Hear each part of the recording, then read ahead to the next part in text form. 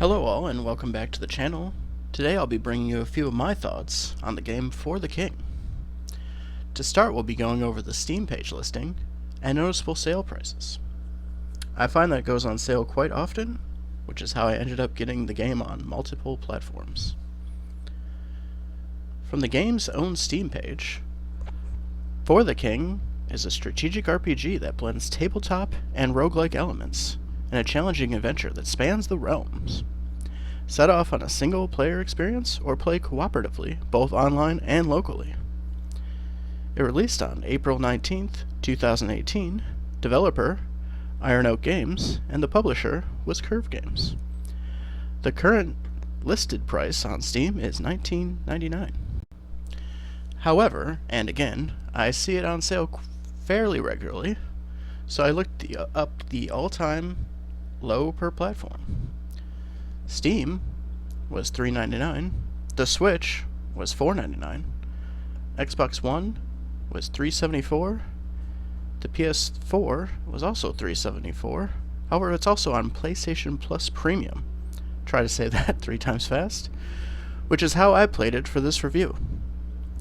There's also DLC called Lost Civilization. However, that is Steam only at $5.99.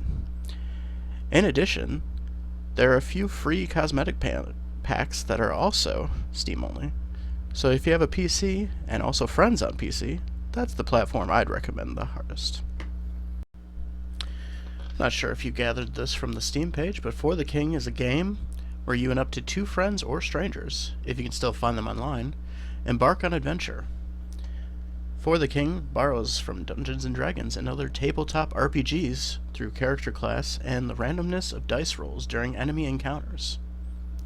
A dice roll can be supplemented for an automatic success via focus, a limited resource, so this only works if you are wise enough to save one. This adds some strategy in a game that at times can feel a little too random. For the King is a roguelike game where it doesn't expect you to win any of the game modes the first time through.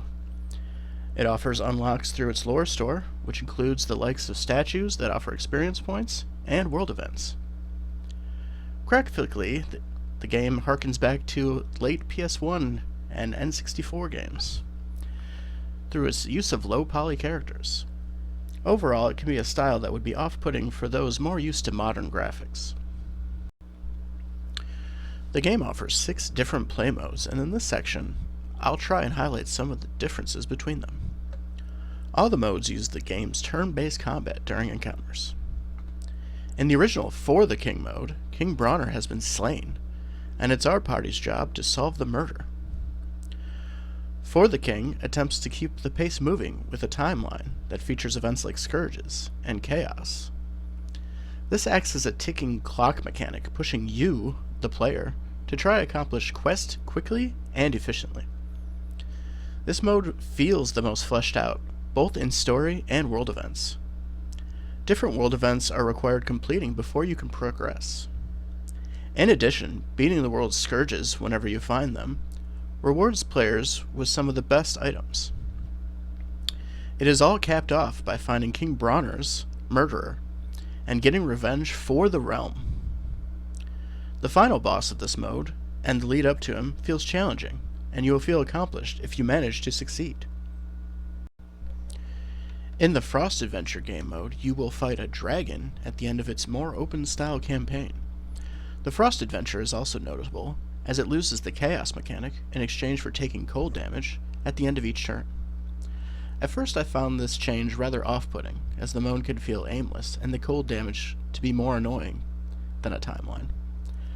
However, after playing this mode more, I began to enjoy not feeling rushed. There is also a quest inside this game mode that feels far and away more rewarding than any other in any of the other game modes. After completing this quest, you will unlock overpowered weapons for each class. The downside to them is they break, so you'll need extra golden leaves on hand. As for Into the Deep mode, you will find yourself navigating the open waters. Into the Deep asks you to defeat the Sea King, which you can do at any time, but with him being level 10, it's in your best interest to explore the map and level up.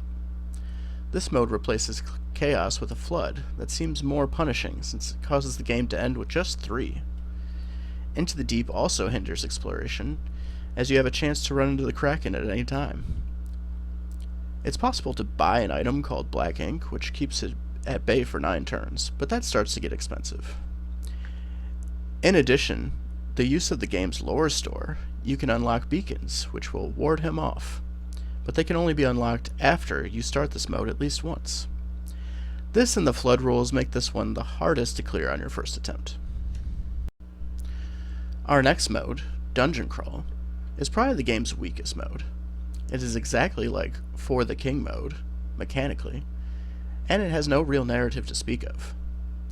Now that being said, I'm one of those weirdos who enjoys clearing maps in video games. I have since the original Metroid, and that was so long ago you had to fill it out in the booklet yourself. Dungeon Crawl is just clearing the board looking for the 5 dungeons. I've probably played this mode the most, because I like the discovery aspect involved. And if I'm being honest, I'm the type to skip story in video games altogether, if that's an option. Now on to the game mode I've probably played the least, Hildebrand's Cellar, which is a name I probably butchered. It is an endless dungeon. As much as I enjoy the combat for the King, it tends to feel a bit hollow without the game board. The lack of leaving, taking quests, discovering new things, and being able to go to town whenever I want leaves this mode as something I've only played a handful of times. Another mode I've played only a handful of times is Gold Rush. Gold Rush is the only mode where you're against everybody. I feel like if the game mode was bigger or had other options, or maybe you could play it in addition to a mode, like say you could play For the King, but it's you against everybody, it could even rival modern Mario parties. As is, Gold Rush is a fun time, but you're left with wanting more. Finally, we have the DLC, Lost Civilization. And to start this section, I'll be doing an overview of all the DLC additions. The DLC includes the new map area, Jungle Realm, arena battles, wands and dual-wielding weapons. It also comes with 2 brand new and arguably the best classes in the game. Astrologer, a mage that when it rolls a critical hit instantly removes the enemy from the playing field, and Gladiator, a dual-wielding speed-strength hybrid. The Lost Civilization game mode plays a lot like the For the King game mode. Feels extremely fleshed out, and the situational humor is probably the best in the entire game.